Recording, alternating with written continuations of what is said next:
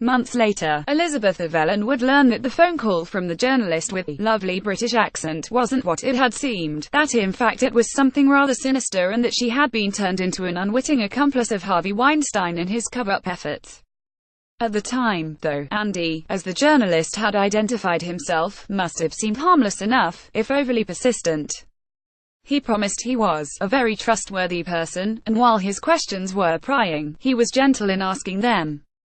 Andy was frank about what he was looking for: information about a well-known actress who'd had an affair with Avellan's ex-husband, director Robert Rodriguez. "I've been writing about a lady called Rose McGowan, who I expect is someone you're not very friendly with," he told Avellan. "Right, UHHHH," replied Avellan, herself a film producer with dozens of credits to her name, including Sin City and The Faculty. It was a moment of hesitation, soon overcome. In the interview, a transcript of which was obtained by HuffPost, Andy coaxed Avellan into speaking at length about her former husband, about McGowan, about what she'd heard had happened that night in 1997 between McGowan and Weinstein at the Sundance Film Festival. Today, roughly a year after the phone call, we know Andy was actually working on behalf of Weinstein, whether he knew it or not, and that his interview with Avellan would wind up in the hands of the mogul, part of Weinstein's campaign to undermine his eventual accusers. The transcript is a case study in how Weinstein used a corrupted sort of journalism in waging that campaign, until the real thing finally brought to him down. Earlier this month, Ronan Farrow published an exhaustive account in The New Yorker of Weinstein's army of spies, which he deployed in his ultimately unsuccessful attempt to suppress stories about his decades-long history of alleged UAL assault and harassment. Weinstein hired private security agencies, including one called Black Cube, run by former Israeli intelligence officers, and another called PSOPS, in Los Angeles, to keep tabs on actresses and journalists. He also enlisted journalists in his campaign to investigate and discredit not just accusers but other journalists. As Farrow first reported, one of Weinstein's foot soldiers was Dylan Howard, the chief content officer of American Media Inc. Amy, which publishes tabloids including the National Enquirer, where Howard also serves as editor-in-chief. Howard's spy work on behalf of Weinstein apparently centered on McGowan.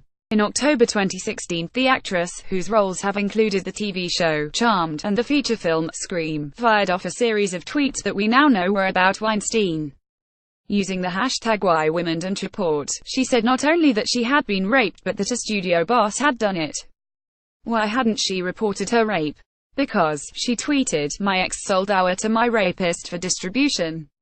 Later that fall, Andy interviewed Avellan on behalf of Coleman Rayner, a Los Angeles-based news and photo agency that works on stories for various tabloids. Soon after, the interview ended up in Howard's hands.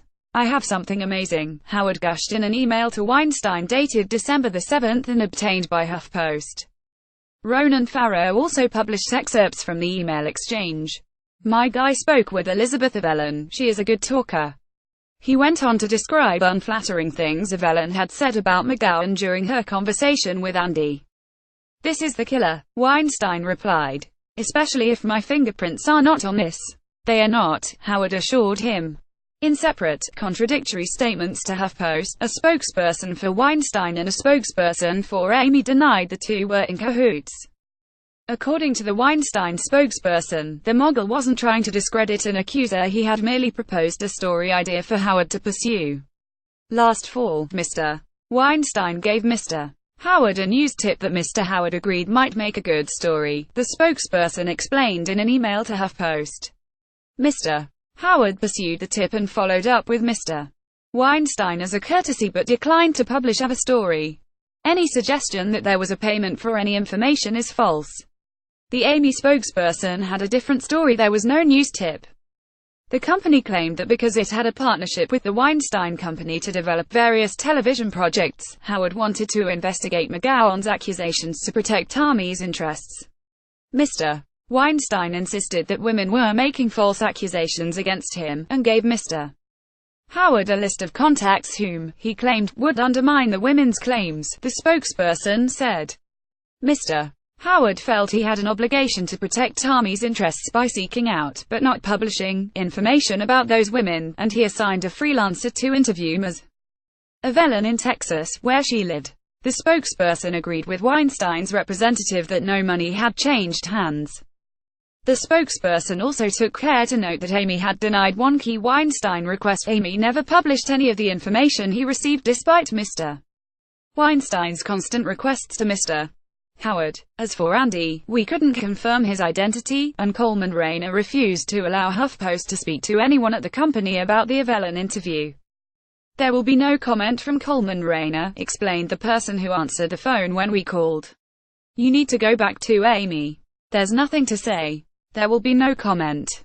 Period." Whatever his arrangement with Howard and, by proxy, with Weinstein, Andy discharged his duty well. In the transcript, Andy can be seen easing Avellan out of her initial reluctance, in part by showing himself to be simpatico with her on the subject of McGowan. The quotes below are taken directly from the transcript. Andy: "Yes, exactly. I mean, she's been making a lot of statements against Hollywood system, actors, directors, producers, and people that she's sort of worked with in the past. She's somebody who has quite a colorful past herself, I found out. And I just wondered if I could ask you a little bit about what your sort of view of her is as a person. I know this is quite a tough question to spring on you. I didn't mean to be so blasé. Obviously this isn't the sort of thing that, you know, people, Elizabeth Avellan. Yeah, I probably don't want to inaudible because I have a lot to say, but I'm not. I've got a book about it. I understand, it's just that these things have quite a, you know, this is somebody who's calling out a lot of people, contributors to, you know, obviously, the breakup to your own marriage. I'll tell you what sorry, Elizabeth, listen, with your lovely British accent. I probably cannot comment anything, and it's mainly for the sake of my kids. Alright. Only because you know internet is easy to access. Indeed. And I am a person that knows that everything goes out there. Oh well, okay, let's do this. Let's do this a different way. Really, I don't need to be posting this or putting this into an article straight away or anything like that.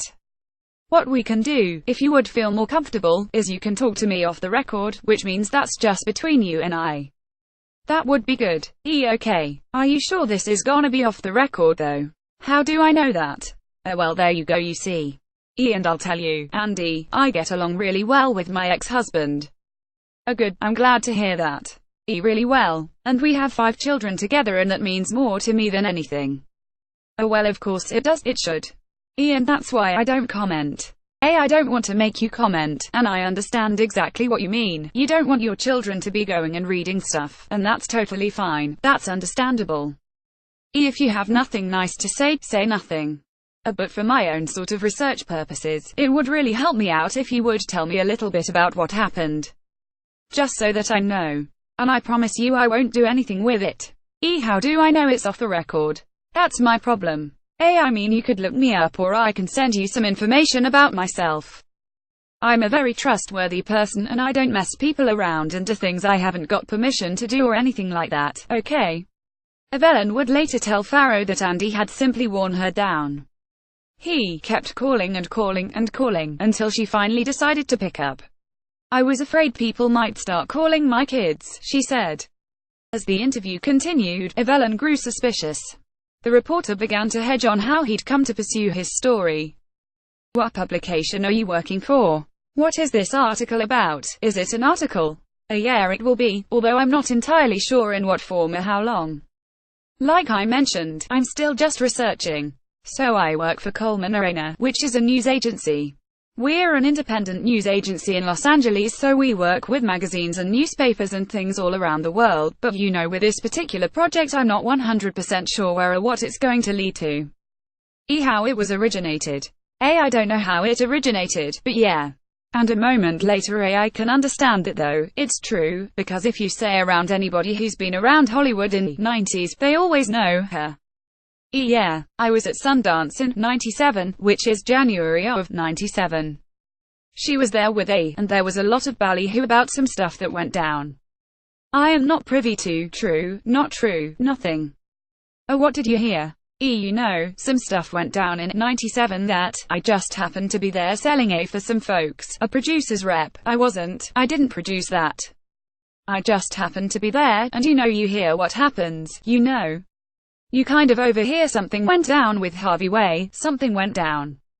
Avellan proceeded to pass along bits of gossip that she'd heard about McGowan and Weinstein, and then about McGowan's relationships with men. The reporter nudged her into spilling even more. But this is the sort of crux of what I'm sort of trying to figure out. She is somebody who has used her charms, let's say, to get as far as she can within Hollywood and in the world. And then, despite doing that, she's she's called a lot of people out like Jared Leto and actors and things like that, saying, how can you, try and further yourself in Hollywood by doing things, you must. She seems to be making a lot of allegations against people, yet at the same time she's not exactly. Avellan took the bait. Yeah, she's not. Don't throw any stones in glass houses. Avellan said. Yeah, that seems to be the case. Andy replied. Later in the interview, adding still more reassurances that McGowan was worth trashing, he said, listen, yeah, there were a lot of drugs involved, there's a lot of irresponsible behavior. Soon, Andy was putting the question to her bluntly. Do you believe her? Does he believe her? Do you believe her? Do you believe her that Harvey molested her? Yeah, no. Do you have information you want to share with HuffPost? Here's how. Our emails are jason.cherkas@huffpost.com and maxwell@huffpost.com. If you use the secure email service ProtonMail, we are available at maxwellhuffpost@protonmail.com. You can also send us US mail at HuffPost, P.O. Box 28154, Washington, D.C. 200,388,154.